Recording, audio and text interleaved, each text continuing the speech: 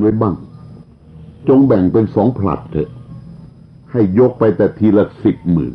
10,000พอถึงกำหนด100 วันก็ให้ฐาน10,000ไปเปลี่ยนคือแบ่งเป็น2 กองกองละ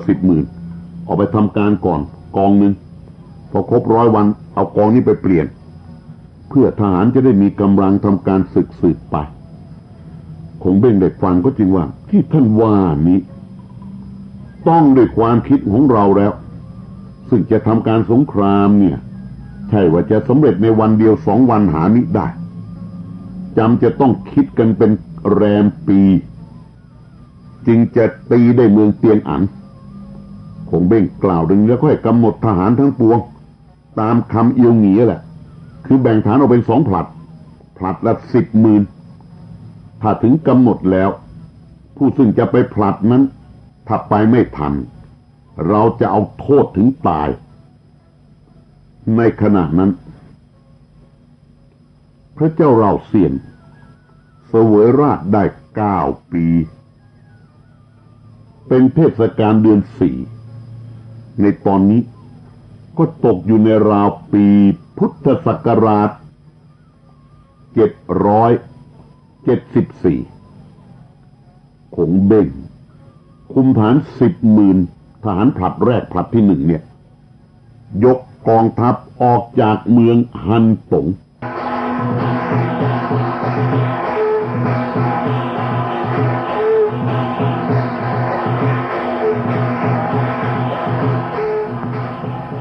ฝ่ายพระเจ้าโจยอยเสวยราชได้5 ปีนะครับพระเจ้าเราเสียนนี่เสวยราชมาได้9 ปีพระเจ้าโจยอยพอมาถึงปี774เนี่ยพระเจ้าโจยอยเสวยราชมาได้5 ปีในตอนนี้มาใช้ได้เข้ามากราบทูลให้ทราบว่าบัดนี้คงเบ่งยกกองทัพมาอีกแล้วมาถึงเขากีสานอีกแล้ว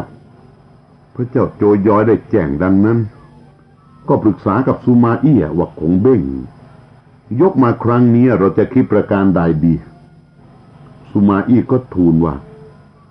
โจจินก็ถึงแก่ความตายแล้ว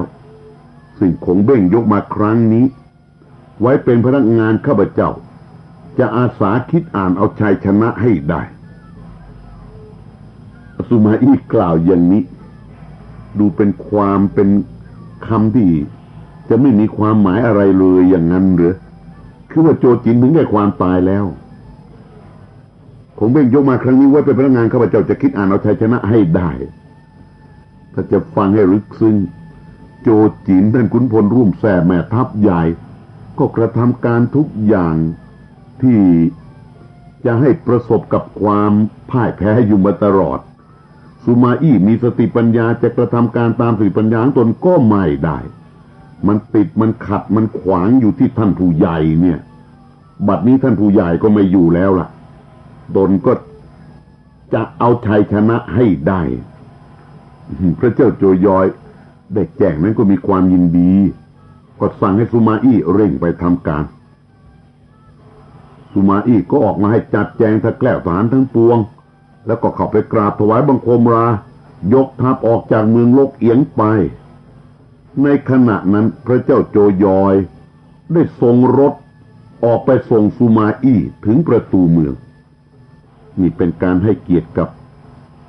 ท่านแม่ทัพผู้นี้อย่างมากทีเดียวละซูมาอี้นั้นครั้นเคลื่อนทัพออกจากลกเอียงมาถึงเมืองเตียงอันทั้งฝ่ายเสฉวนก็มีเมืองฮันตงนะครับเป็นเมืองทหารเมืองหน้าด่านสำคัญทั้งฝ่ายลกเอียงก็มีเมืองเตียงอันเนี่ยซูมาอี้มาถึงเตียงอันค่อยจัดแจงทักแกล้วทหารกองทัพใหญ่จะยกไปเตียวครับขุนเสือทหารเจ้าเก่าที่คงเบ่งคิดประหารแต่ไม่สำเร็จเตียวครับก็ได้ว่ากับซูมาอี้คือว่าการศึกครั้งนี้เป็นแต่ข้าพเจ้าจะขออาสาไปเองก็จะเอาชัยชนะคงเบ่งได้เตียวครับว่าอย่างนี้ซูมาอี้ก็จึงตอบว่าคงเบ่ง ยกมาเนี่ยเป็นทัพใหญ่หลวงนะซึ่งท่านจะไปแต่ผู้เดียวนั้นเห็นจะสู้ความคิดของเบ้งไม่ได้ถ้าท่านจะรับเป็นกองหน้าแล้วเราจะแต่งกองหลังให้ไปตั้งรักษาอยู่เมืองหลงเสและท่านทั้งปวงจะยกเป็นกองไปคิดอ่านรบพุ่งกับคงเบ้งณเขากิสารเช่นนี้ก็จะได้เตียวครับได้ฟังนี้ก็ดีใจก็จริงว่าซึ่งท่านจะให้ข้าพเจ้าเป็นกองหน้านั้นข้าพเจ้าจะขออาสาทำการจนกว่าจะสิ้นชีวิตคือรับปากรับคำมั่นคงแข็งแรงทีเดียวสุมาอี้ก็ให้โกฉุยคุมทหารไปอยู่รักษาเมืองหลงเสแต่ก่อนโกฉุยนี่เขาเป็นทหารเอกทหารคู่ใจของโจจินก็หวั่นเกรงสุมาอี้อิจฉาริษยาแต่บัดนี้สุมาอี้เป็นแม่ทัพโกฉุยเป็นทหารใต้บังคับบัญชาสุมาอี้แล้วละเอาสุมาอี้ใช้โกฉุยเนี่ยไปอยู่รักษาเมืองหลงเสให้เตียวครับถืออาญาสิทธิ์เป็นกองหน้าบังคับนายฐานทุกกองแล้วให้พากันยกไปก่อนขณะนั้นก็พอดีกับมาชัยเข้ามารายงานกับสุมาอี้แม่ทัพใหญ่ว่าคงเบ้งให้อองเป๋งเตียวหงีเป็นกองหน้ายกมาทางด่านเกียมโกะแล้วและทางนั้นน่ะก็จะมาบรรจบกันณเขากิสารแล้วคงเบ้งยกเป็นกองหลวงหนุนมาสุมาอี้แจ้งดังนั้นก็จึงหันไปกล่าวกับเตียวครับว่าซึ่งคงเบ้งยกมาทางเกียมโกะนั้นหวังจะให้ทหารเนี่ยไปรอบเกี่ยวข้าวโพดสาลีนาแดนเมืองหลงเสนี่สุมาอี้อ่านโปร่งเลยทีเดียวเพราะรู้ในภูมิประเทศทั้งปวงประมาณการได้สำเร็จเสร็จสิ้นละพวกคงเบ้งไม่ต้องขนเสบียงอาหารมาหรอกจะมาเก็บเกี่ยวข้าวโพดสาลีนาแดนเราเนี่ยแดนเมืองหลงเสเนี่ยสุมาอี้ก็จะว่าท่านเร่งยกไปตั้งสกัดอยู่ณเขากิสารเรากับโกฉุยจะบรรจบกันยกไปป้องกันเมืองหลงเสไว้มิให้ฐานของเบ้งเกี่ยวข้าวโพดสาลีได้เตียวครับก็รับคำสุมาอี้แล้วก็คุมฐาน40,000ยกไปตั้งอยู่ณเขากีสารสุมาอี้นั้นก็ยกไปบรรจบกันกับกองทัพของโกฉุยที่ตนมีคำสั่งให้ไปอยู่รักษาเมืองหลงเสน่ะบัดนี้สุมาอี้ยกของตนไปด้วยไปสมทบกับโกฉุยณแดนเมืองหลงเส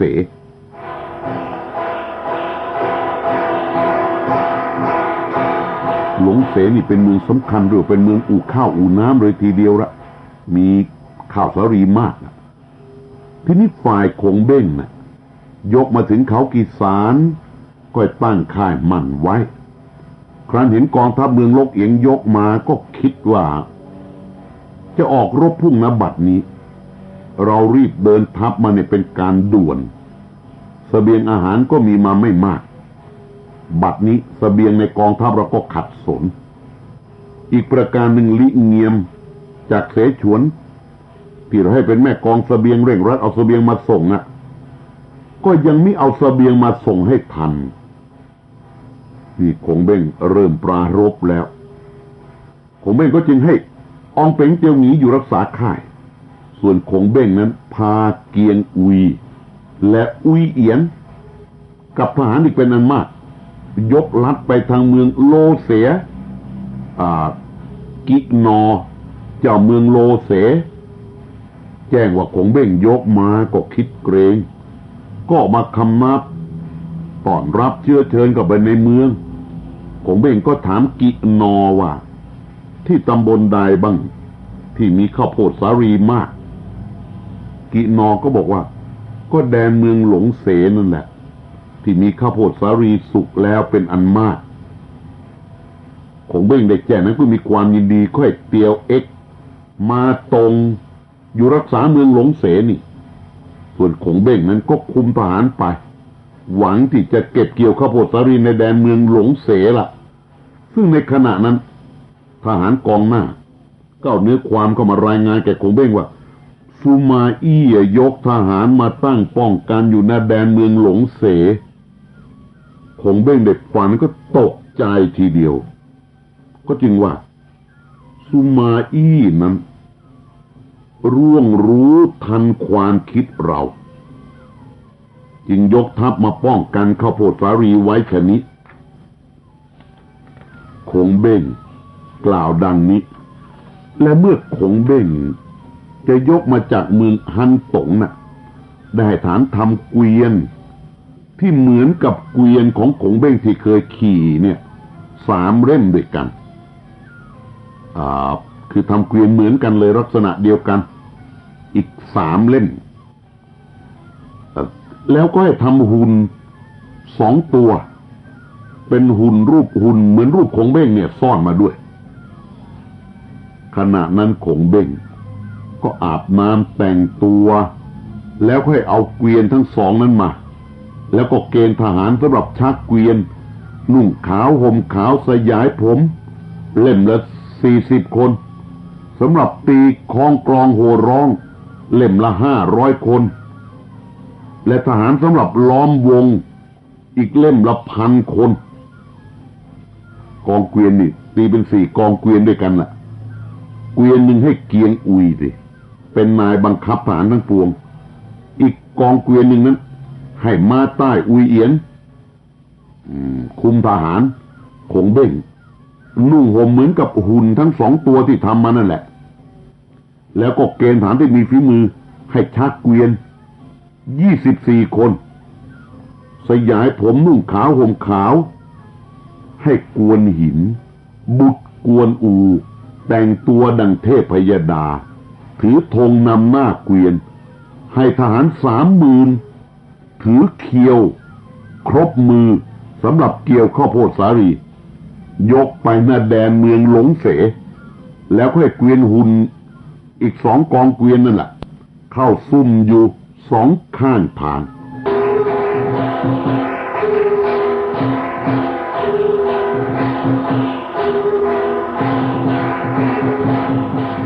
ตอนนี้คงเบ้งเล่นกองทัพปีศาจกันละคือสร้างกองทัพปีศาจขึ้นจะเก็บเกี่ยวข้าวโพดสาลีคงเบ้งจัดกองปีศาจขึ้นอย่างนั้นแล้วขณะนั้นบรรดาพวกกองสอดแนมมาใช้มาเร็วของสุมาอี้ได้เห็นดังนั้นก็ตกใจเห็นกองทัพที่คงเบ้งจัดมาเนี่ยคือสงสัยว่าจะเป็นเทพยดาหรือผีป่าประการใดอย่างไรกันแน่และวิธีการชนิดนี้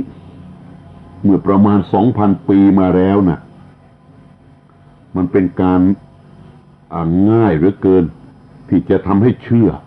ว่าเป็นกองทัพผีปีศาจต่างๆนานาประการได้เนี่ยเจ้ามาใช้เราเนี่ยก็ตกใจรีบเอาข่าวเนี่ยไปแจ้งแก่สุมาอี้ตามที่เห็นทุกประการน่ะก็เห็นว่าเป็นกองทัพผีกองทัพปีศาจสิสุมาอี้ได้ฟังรายงานอย่างนี้เข้าจะเชื่อไม่เชื่อก็ตามเถอะแต่ก็ตัดสินใจได้ไม่ง่ายนัก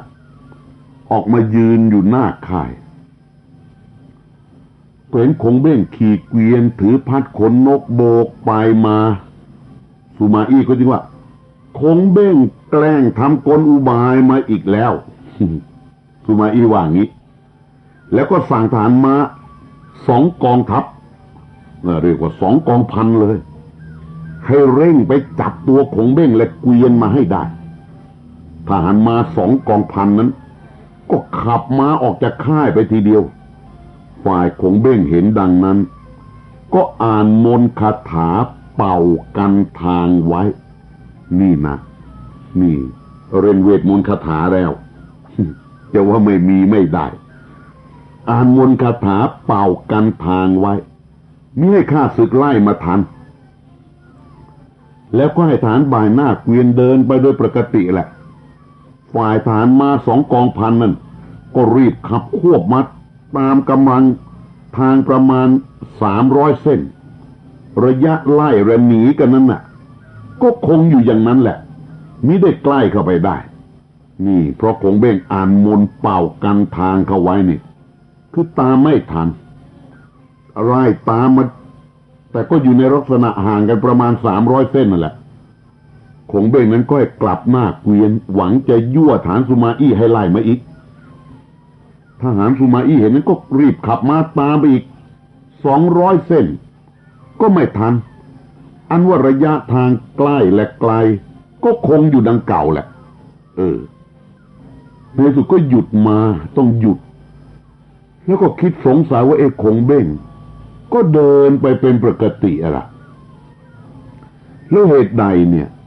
กองทัพม้าของเราเนี่ยก็ควบม้าด้วยกำลังเร็วอย่างเนี้ยเต็มกำลังม้าแล้วอย่างเนี้ยก็ยังตามไม่ทันคงเบ้งฐานเรานี้ก็เลยจะสงสัยงงงันครั้นเห็นคงเบ้งกลับเกวียนมาก็รีบขับม้าไล่อีกแต่ก็ไม่ทันกองทัพของคงเบ้งสุมาอี้เห็นดังนั้นก็ควบมาพาฐานรีบตามไปทีเดียวแล้วก็ว่าแกฐานว่าคงเบ้งได้เรียนมนต์ป้องกันตัวไว้เราจึงตามไล่ไม่ทันทหารทั้งปวงอย่าไล่ไปเลยเราพากันถอยกลับไปค่ายเถอะสุมาอี้ก็มาเห็นเองแล้วว่าไล่ไม่ทันตามไม่ทันค่อยกลับเถอะขณะนั้นก็ได้ยินเสียงโห่ร้องขึ้นข้างขวาอึ้งออกมาทีเดียวสุมาอี้แลไปเห็นคงเบ้งนี่แกนั่งมาบนเกวียนทหารชักเกวียนก็จำนวนเท่ากันสุมาอี้ก็ตกใจก็คิดว่าก็คงเบ้งสิหนีเราไปข้างหน้านู่นแล้วนะนั่นน่ะยังเห็นทหารยังเห็นฝุ่นเห็นธงอยู่นู่นน่ะเหตุใดคงเบ้งมาขี่เกวียนอยู่นี่อีกคนหนึ่งอย่างนี้หรอกแล้วก็ได้ยินเสียงโห่ร้องขึ้นทางข้างซ้ายอีกมีข้างขวาก่อนแล้วนะเอาเสร็จแล้วดินข้างซ้ายอีกแล้วก็เห็นอีกเห็นเกวียนมีคงเบ้งอยู่บนเกวียนราวทหารก็อุตลุดกันออกมาเหมือนข้างขวาอีกลักษณะเหมือนกันคงเบ้งตัวที่3คือคงเบ้งตัวที่1ไปข้างหน้าเห็นหลังไวๆตัวที่2มาข้างขวาตัวที่3มาข้างซ้ายเนี่ยสุมาอี้ยิ่งตกใจมีความสงสัยเป็นอันมากก็ว่าแกฐานนึกว่าเมื่อคงเบ้งขี่เกวียน3เกวียนอย่างนี้นี่คงจะรอยผีขโมดป่ามันแกล้งมาหลอกหลอนเราขณะเมื่อฐานทั้งหลายเห็นและได้ยินสุมาอี้ผู้เป็นแม่ทัพใหญ่ว่าฉะนั้นน่ะจะรอยผีขโมดเนี่ยก็พวกตัวเองน่ะก็คิดอยู่เต็มประตูแล้ววันนี้มันกองทัพผีแล้วไม่ใช่กองทัพคนแต่ก็ยังไม่กล้าที่จะรุกรี้รุกรนหนีไปเมื่อท่านผู้เป็นแม่ทัพใหญ่กล่าวมาชะนี้เองเนี่ยต่างคนต่างก็พร้อมอยู่แล้วนี่คือพร้อมที่จะตกใจแตกตื่นนั่นแหละก็แตกฮือเลยทีเดียวสุมาอี้ก็ร้องห้าม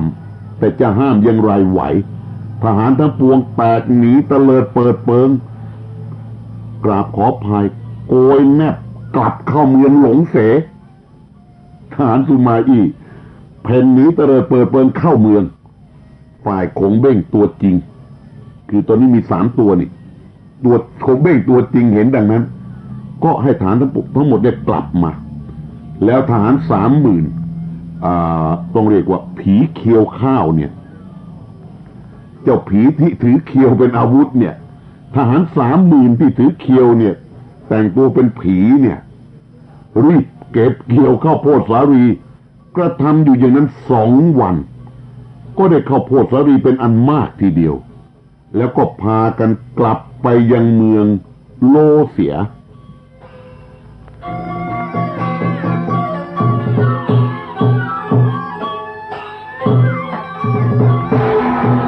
กองทัพผีขโมดป่าหรือผีอะไรก็ช่างเถอะของพวกหลงเก็บเกี่ยวข้าวโพดสาลีอยู่2 วัน 2 คืนละสำเร็จกลับไปแล้วทีนี้ฝ่ายสุมาอี้หนีเข้ามาอยู่ในเมืองหลงเสถึง3 วันครั้นรวบกองทัพผีมันยกกลับไปแล้วค่อยทหารออกไปตระเวนนอกเมืองทหารที่ไปตระเวนก็ไปจับได้ตัวฐานคงเบ้งมาคนหนึ่งเจ้าคนนี้ตามพับไปไม่ทัน จับตัวมาได้ก็ตัวมามอบให้สุมาอี้ก็ตัวมาสอบสวนถ่ายถามทีเดียวว่าเหตุใด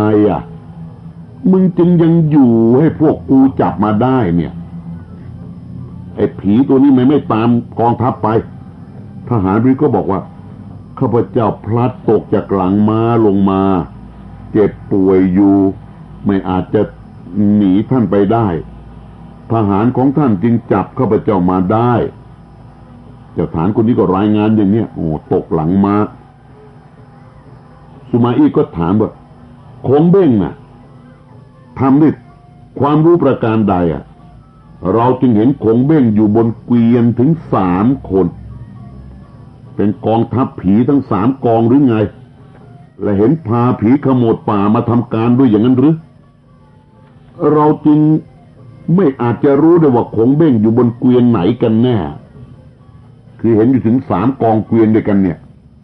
เจ้าฐานนั้นน่ะกลัวอาญาสุมาอี้เป็นที่ยิ่งอยู่ทำอย่างไรได้จนก็ต้องบอก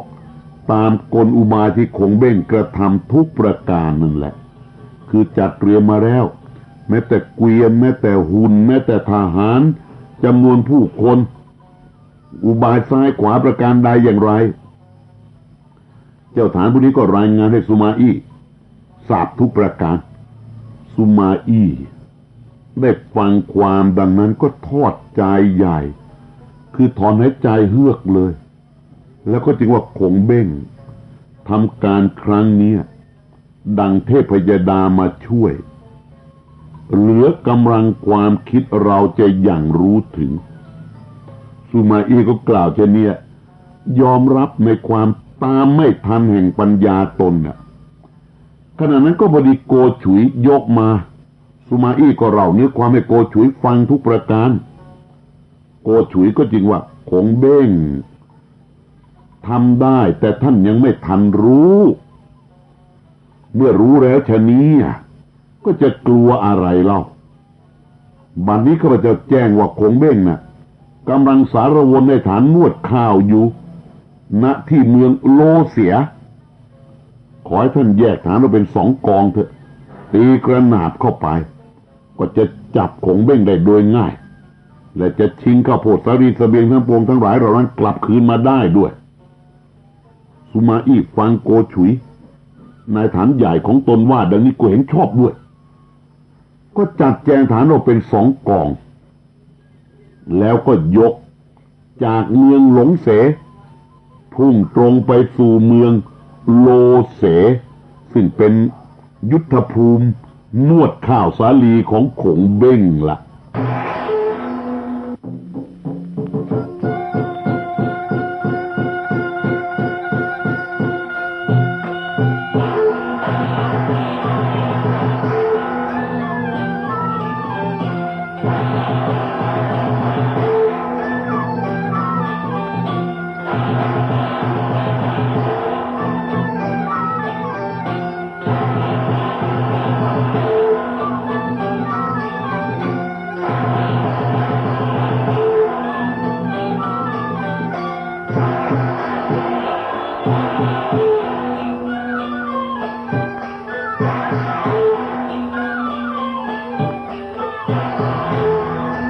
ทีนี้ฝ่ายคงเบ้ง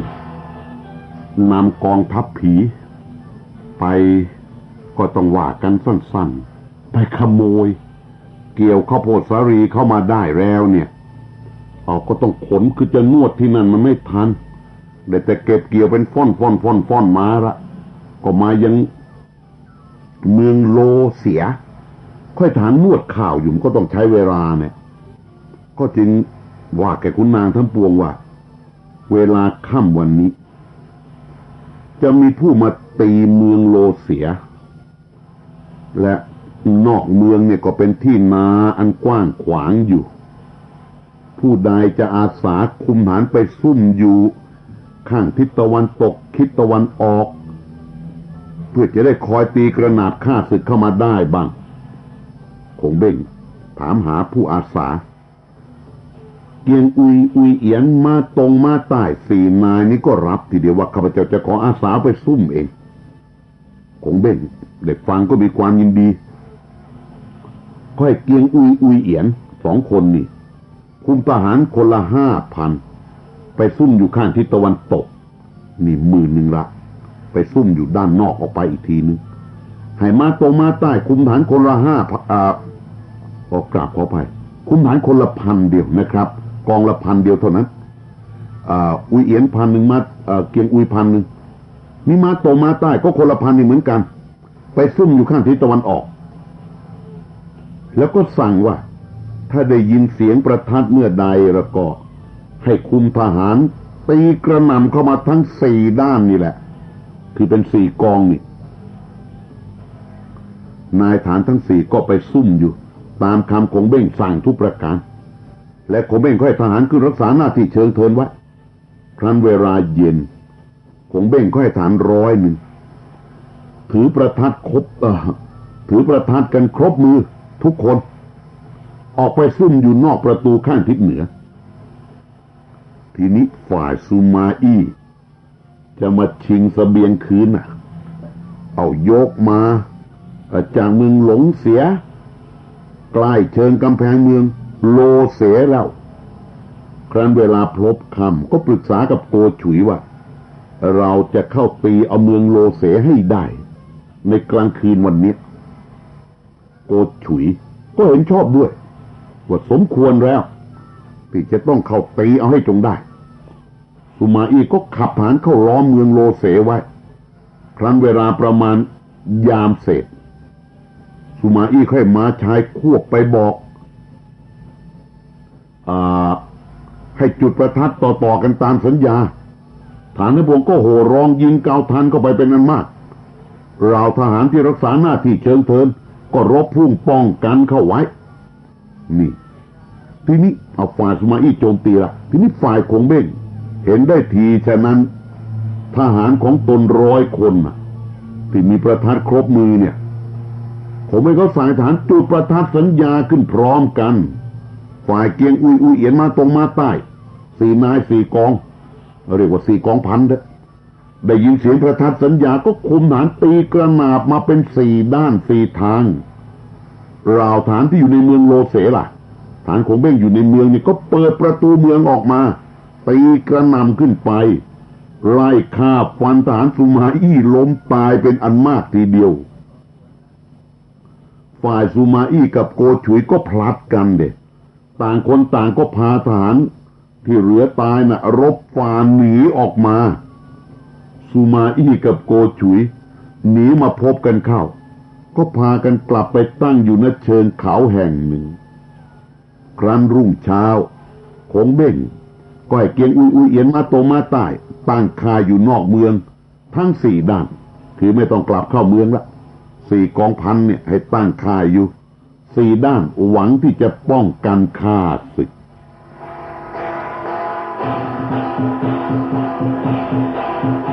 เป็นอันว่าสุมาอี้ทำการไม่สำเร็จฝ่ายโกฉุยเนี่ยก็ว่าแกสุมาอี้ว่าแต่เราทำสงครามกับขงเบ้งมาในก็หลายครั้งก็ยังไม่สำเร็จเลยเพราะยังไม่ได้ตัวขงเบ้งมาครั้งนี้ขงเบ้งก็คิดโกนศึกฆ่าทหารของเราเสียเป็นอันมากเนี่ยแม้ท่านไม่คิดอ่านกำจัดขงเบ้งเสียให้ได้นานไปก็จะเป็นภัยใหญ่หลวงแก่เราขอให้ท่านมีหนังสือไปถึงเมืองเลียงจิ๋วและเมืองเล็งจิ๋วชื่อเมืองเขาคล้ายๆกันนะครับออกเสียงต่างกันเล็กน้อยเท่านั้นเองเมืองเลียงจิ๋วเมืองเล็งจิ๋วให้ยกทัพมาช่วยข้าพเจ้าจะอาสาคุมฐานไปตีเอาตำบลเกียมโกะซึ่งเป็นด่านเมืองฮันตงให้จงได้กองทัพของเบ้งก็จะขาดเสบียงลงและท่านก็จงคุมฐานเข้าตีก็จะมีชัยชนะแก่ขงเบ้งเป็นมั่นคงเอาโกฉุยวางแผนอย่างนี้สุมาอี้เห็นด้วย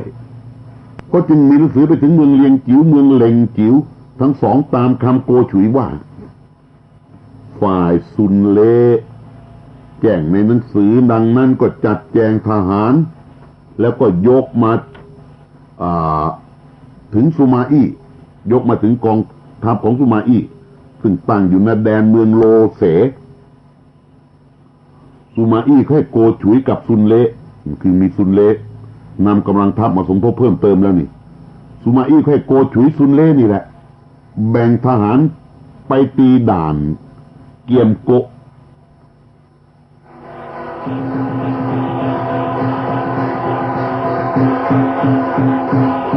ทีนี้ฝ่ายขงเบ้งมิได้เห็นซูมาอี้ออกมารบเป็นหลายวันก็จึงเรียกหาเกียงอุยกับม้าใต้เข้ามาแล้วก็พูดว่าซึ่งซูมาอี้มิได้ออกมารบพรุ่งนี้ข้าพเจ้าเห็นว่าคงจะแกล้งหน่วงไว้เพื่อเราขาดเสบียงประการหนึ่งเราก็เกรงว่าซูมาอี้จะให้ฐานยกไปคอยตีตัดเสบียงเราท่านทั้งสองจงเห็นแก่บ้านเมืองเถอะอย่าได้เห็นแก่เหน็ดแก่เหนื่อยเลยจงคุมฐาน10,000รีบไปสกัดไว้อย่าให้ทุกทหารซูมาอี้ทำอันตรายแก่กองเสบียงของเราได้เกียงอุยมาใต้ก็คุมฐาน10,000รีบไปสกัดทางไว้ก่อน